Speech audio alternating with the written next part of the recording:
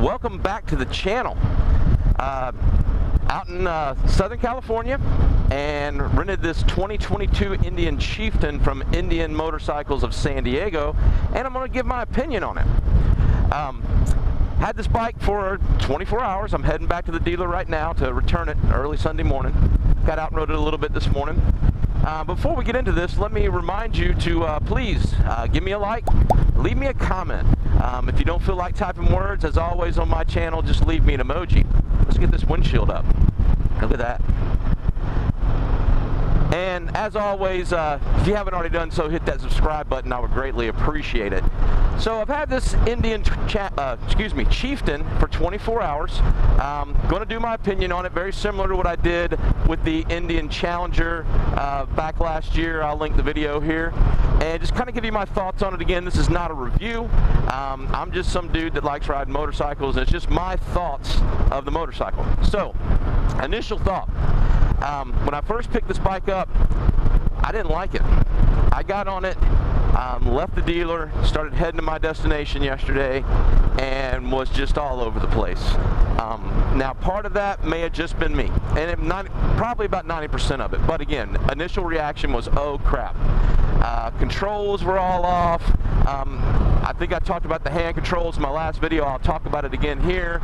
But just for example, I missed the brake like 3 times, getting used to a toe shifter, and then the feel of the bike, which I'm going to talk about.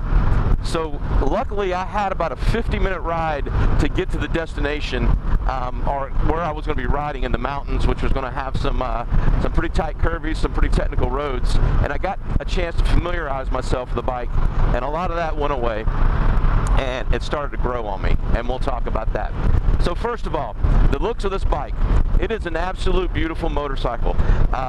Indians, their styling is on point. Very much like the Challenger, some of the iconic features, the Indian head, the nice curves. Not as plasticky feeling. I'd mentioned that with the Challenger. I do like the Batwing. I'm not a shark nose guy. I like the Batwing. I do like this one. Everything seems a little closer to me, and still has the electronic windshield and all those features, and I really like that. The hand controls, I like the Challenger. A lot different than a Harley. You know, your turn signals, the cruise is on the opposite side. Just little things like that. Just took me a few minutes to get used to. The bar position's nice. I would have to raise them, but overall, you know, very easy to get to once you got used to them. The forward controls are a little forward for me, and the brake pedal, being it just has a knob on it and not a pad, was kind of tough to get used to. I did like the ability to be able to put my feet here against the crash bars. Gave me a little extra stretch out room. Some highway pegs would be nice on this bike. The performance of this bike, phenomenal. This 116 cubic inch engine is a power plant, and the bike has drive mode, so you have a touring mode, a standard mode, a sport mode. I got to play with all 3. The sport mode was a definite must in the mountains on the curvies and stuff like that. The torque of this thing is unbelievable, rolling out of curves. Fantastic performance out of this engine, which leads me to the feel. And it was another thing that was kind of off for me. This does not feel like a bagger. This is to me, it feels like a small bike. Even the fairing seems smaller. Just sitting on the bike, you sit into the bike. Very low to the ground. I've said this before, I am not a tall guy by no means. I'm only about 5'9", just about 200 pounds. I was completely flat foot, completely comfortable, very easy to handle in tight situations, backing it up, slow speed maneuvers, stuff like that. Very easy to do that with. But with that said, I don't know about touring on this bike. Out on the open road, it just doesn't feel like a bagger, a tour bike. Yeah, I ride an Ultra Classic, which is a big bike, and I'm sure Indian's touring bike maybe feel a little bit better, but one thing I want to point out is the seat. The stock seat on this bike is not comfortable at all. It is very narrow, and again, it's my opinion, it's very narrow. It just doesn't feel comfortable to me. Kind of stiff. After a full days of riding, my butt was definitely feeling it. I know there's aftermarket options. Harley guys do the same thing, so I get it. An aftermarket option would be what I would go with on this bike. A of course, exhaust and things like that. But overall, very pleased with it. I think if I come back, I will, well, I know I'm coming back, but when I come back, I think I will get the same one. I really might want to try the Roadmaster if they have one of those available for rental to kind of get that touring feel on an Indian. But you know, a lot of people will buy these for touring bikes, and I don't know, if you come off an Ultra or something like that, you're going to do some modifications to it. Highway pegs, of course, not having lowers. I'm sure those are all things Indian has to offer, rear floorboards for your passenger, so forth, so on.